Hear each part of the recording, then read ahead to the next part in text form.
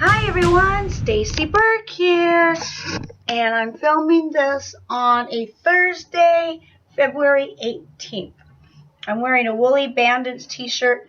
It's really tight right here. It looks like I don't even have any boobs. It's really tight right here, but the Woolly Bandits, I can't even say it right. It's a band that I really like. They're really cool. Well, anyway, I was going to get you it's going to be a little hodgepodge of stories. Yes, I didn't cut bangs. What happened was I noticed that my hair was getting damaged. Have you ever noticed, like, when your hair gets like cotton candy and it gets really damaged right here? It's just best to cut it because there's no repairing it. So I had to cut it, and I hate that because I like my hair to be all one length. I don't like my hair to be different lengths. If I have layers, I only want the layers like to be over here, but oh well. So I have shortness right there. Okay, what's going on? Oh, I still have my Valentine's decorations because I like them so much, but it is the 18th, so I had to go get some decorations. I wanted to get St. Patty's Day decorations, but everything just went to Easter. I think it's because Easter's in March, which sucks. I know it's on the moon. Jessica Murphy, thank you for telling me that. It relies on the moon. But I really don't like it when Easter is in March. I like Easter in April. I like every month to have a holiday. And I know there's a lot of holidays in 1 month. There's a whole bunch of stuff. But I mean like a main holiday. You know, St. Patty's Day is in March, and April, Easter. It just makes the decoration easy, and it makes it more fun. Now, April, what does April have? April Fools. I hate April Fools. I hate April Fools. I hate that. So I don't even go out because I don't like pranks, even though I like Girlfriend versus Boyfriend. I love them, but I don't like pranks in general. I never liked them. I don't like those TV shows, What Would You Do? I don't like when they used to do the Alan Fudd show or whatever. I just don't like pranks. I think they're stupid, and I hate them. And you never know what to believe, and I hate that. I like to believe in stuff. I like the truth, and I don't like anything that glorifies not telling the truth. So I did go, and I got some stuff. Excuse my sweats. I got this little boot and this flower that's going to go out in front. And then I got this little rabbit and some Easter eggs in a basket, and I don't know how I'm going to decorate yet. I'm just going to decorate. I got to take down the Valentine's stuff down, even though I like the lights and everything. I don't know what I'm going to do. So that's what's going on that. And Roy loves boysenberries. Do you know what boysenberries are? It's like a cross of a raspberry and a blueberry, I think, or something like that, or a blackberry and a raspberry. I don't know, but you could only get it in Knott's Berry Farm, and he loves them. And he goes, I gotta go to Knott's Berry Farm and get some. I go, well, don't just go on Amazon. I'm sure they have them. Guess what? He went on Amazon and he got a case of boysenberries, so he's so excited about that. One of my ideas. Clyde, I don't know what's wrong with him. He hasn't been eating his breakfast. So I put little treats in it, trying to make him eat. He's kind of been lethargic. I've been lethargic, though, too. I've been really sleepy lately. I don't know if it's the weather because it's very windy. I don't really know what's going on. I've been sleeping a lot, and Clyde has been sleeping a lot. I don't know. Is there a gas leak? Should I be worried? I don't know. But Clyde's going. First day of school is this Saturday. It's going to be a 6-week course, and it starts at 3 o'clock in the afternoon at Unleashed, which is like a Petco thing, and it's like he's going to get socialized. So that's going on. And what else going on? Yeah, I wrote down little notes to give you up to date on my life, because I know you all want to know what's going on with my life, don't you? Because it's so exciting. My life is so exciting. My hair looks curly because I just took it out of the braid. Okay, what else?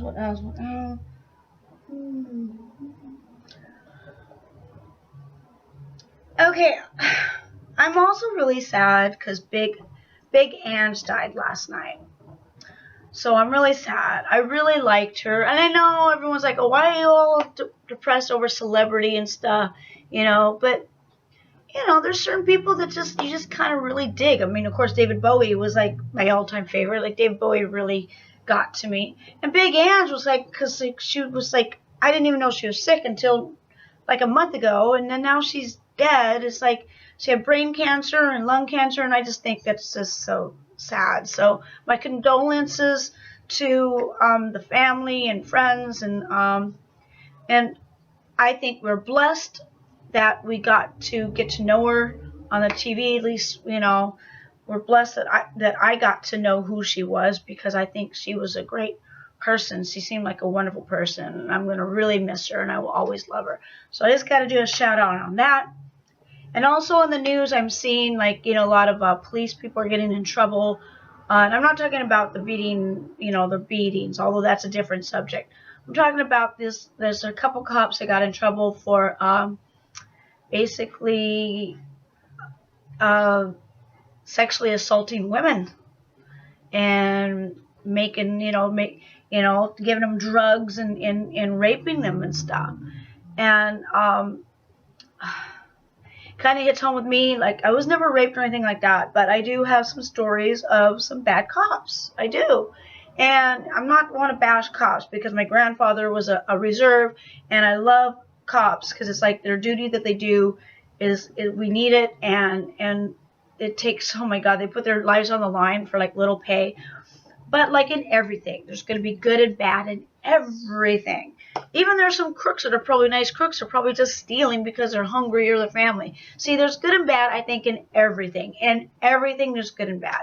So of course, humans are good. Some humans are good, some humans are bad. So for cops, you're going to get some bad ones. It's just the way it is. It's just the way it is. And but I do remember a couple times. There was one time that I ran into some old high school friends of mine that turned out to be cops. And I had a convertible. And they go, oh, let's go for, joyriding all night and stuff. So they drove my car.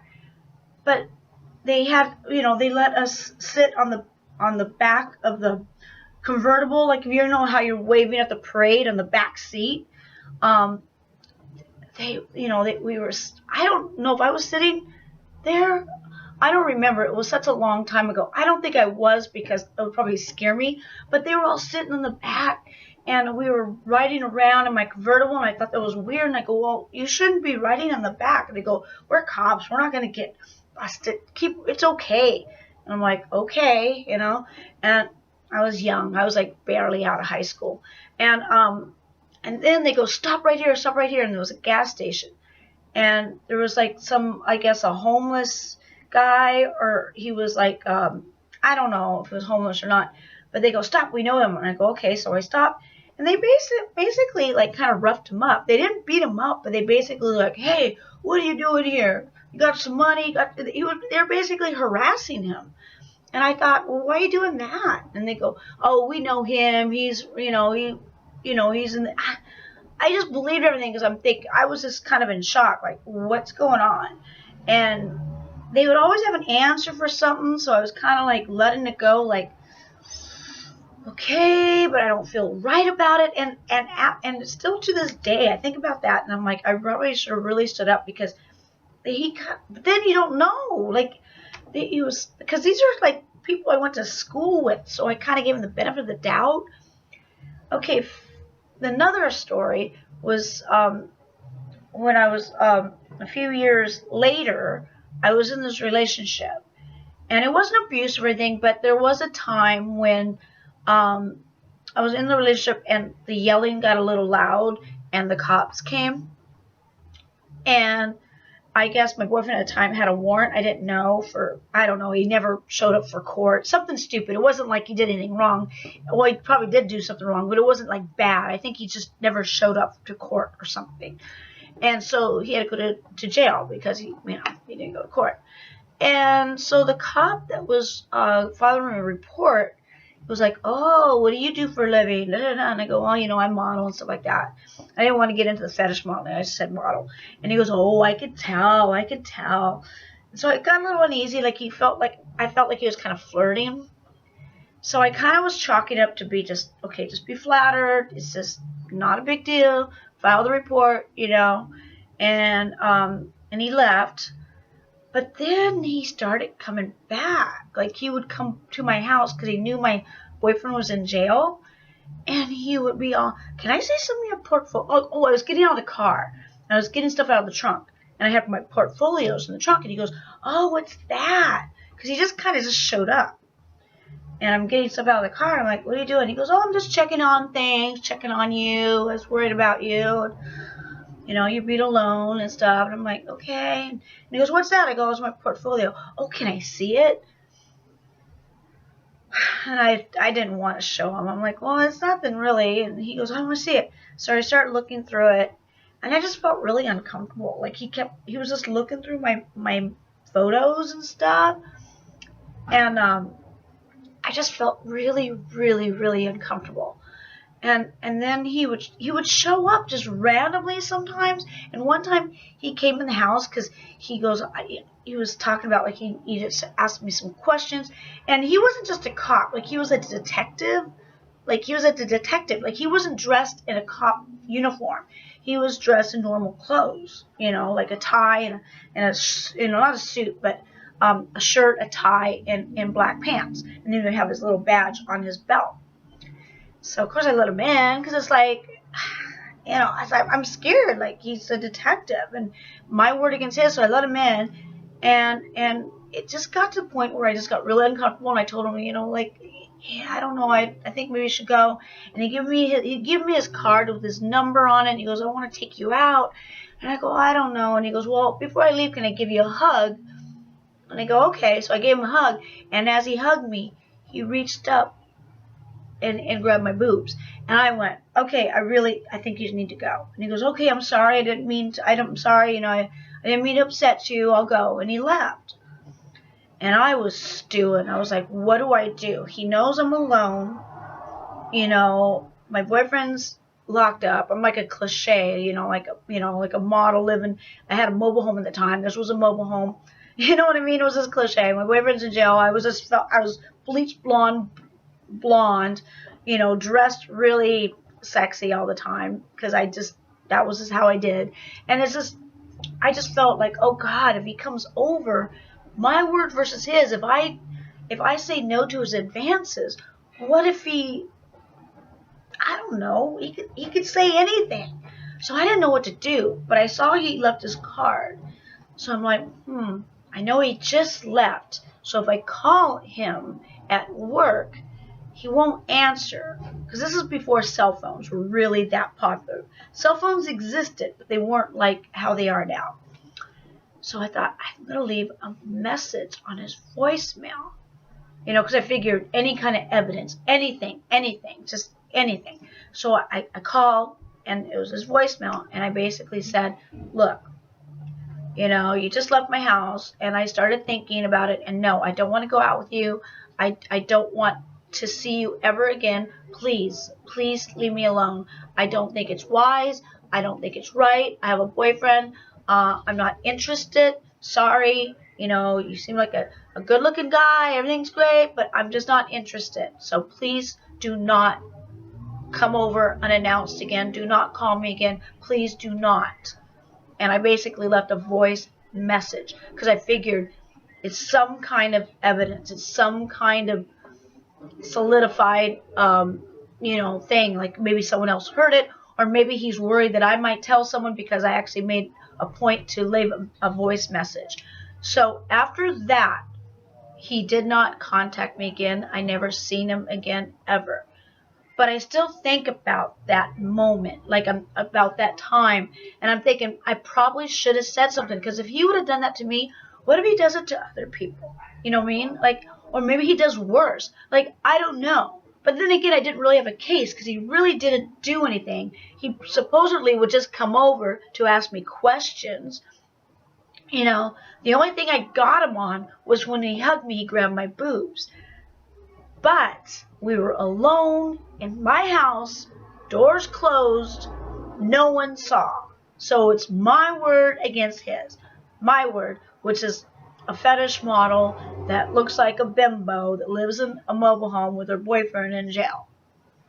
Against him, a detective, probably very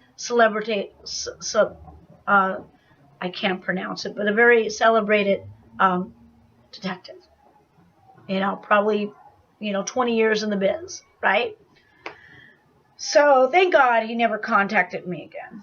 And I have other stories about that mobile home because I got harassed a lot. There was this one guy that was one of my neighbors, and he would say rude things to me on, at the pool. And also my landlord at the time, I have a thing with landlords, I guess. He was like a Nazi, and he really was a Nazi. I'm not even kidding. His house, when I walked in to pay my rent one time, I saw the memorabilia, and there was one time I had a black boyfriend, and he was not happy. I have a lot of stories about, I got legitimately harassed, but I was a woman, I was young, I didn't know any better, I dressed like a bimbo, I was a fetish model, I was a lingerie model, because I did lingerie modeling at the time, so it's like, I lived in a mobile home park, you know what I mean? It's like, and I'm not saying it's an excuse not to do anything, but at that time, granted, if it happened now, yes. And I guess I'm telling the story because if it happens to you, you need to stand up and say something. That's why this whole Bill Cosby thing, I totally get it. It's sometimes us women, we don't say anything. We think it's our fault. We think maybe, okay, it's like we don't. And we need to stand up and say this is wrong. No matter what. I don't care if you're a stripper. I don't care if you have a baby daddy. I don't care. It doesn't matter. No is no. If you don't want it, you don't want it. Period. And they should not make you feel bad. They should not make you feel bad. I don't care. I don't care if you give it to everyone else in the world. If you don't want that one person to have it, everyone else in the world, but you don't want that person to have it, it's your right. It's your right. So I just want to talk about that because it's in the news about those cops, and I'm glad that they found them. I'm glad they're getting busted, and I'm glad this discussion is out there because I have little stories like that, and I have more stories to tell about little things that I wish I would have spoken up. Granted, I'm very lucky that nothing really bad has ever happened to me. I came close many times, and I'll tell these stories. I will tell these stories. I came very close many times, and I am very, very lucky because it could not. That cop could have done anything, and it's just my word against his word. He said, oh, she came on to me.